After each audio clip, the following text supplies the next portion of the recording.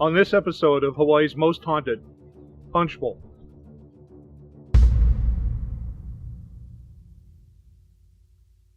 Beyond the cool waters and trade winds of our idealistic paradise is the thin veil which separates our world from the place where the shadows talk back.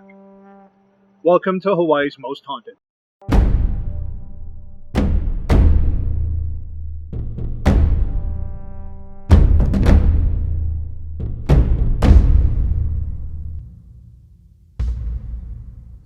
It's September 21st, 1905. The address is 1442 Emma Street. In the house lives the Kamara family. The parents make a living by doing laundry during the day. One of their more prominent customers, Princess Kawananako. The parents sleep in one room, the daughters in another. As the night wears on, the daughters are awoken by an unusual vision in their bedroom. It's a woman dressed in a long white gown with long black hair. Her skin is white and ashen. The girls later on tell the newspaper reporters that the woman sits on the bed, pulls back the sheets, and lays down next to them. A frightful, high, shrill scream is let out. The parents wake up, come to the bedroom just in time to see this haunting vision, leave the bed, and disappear into the dark. They refuse to go back into the house as soon as the sun sets. During the day, no problem. Laundry work must be done. They find out later on that the previous occupants of the house had a very hard time staying as well. In fact, some people gave up part of their money for the rent in order to leave the house. During that time, there were ghost hunters who also showed up and asked permission to stay in the house overnight. Mr. Kamara refused. A year later, in 1906, that house was finally torn down. A few years after that, they built a park. The very one we're standing in now, Kamamalu Park, the former site of the address of 1442, the haunted Emma Street house.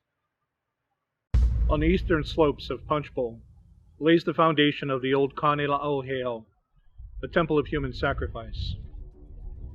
The sacrificial victims were often drowned in the waters of Kewalo. And if not there, then in the pond of the old ward estate, which is now the Blaisdell Arena.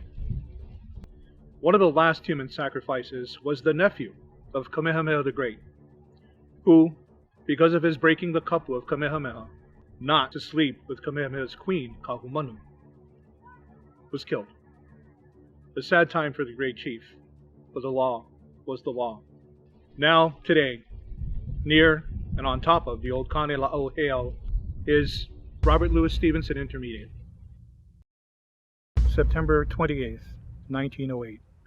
The house, owned by the Boyds, is located on the corner of Awaiolimu Street and Lusitano. Renting the house are the Pekarek family, and they're having problems. Imagine combing your hair while looking in a mirror, and the mirror flips over. Imagine holding a stick of kindling and having it slapped out of your hand. Imagine, out of thin air, rocks coming through your house and embedding themselves in the side of your oven.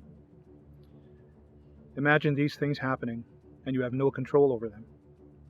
Also imagine that you have a servant who works for you. She's 13 years old. Her name is Esperanza Gonzalez. Eventually it seems as if all of this poltergeist activity is centered around this girl.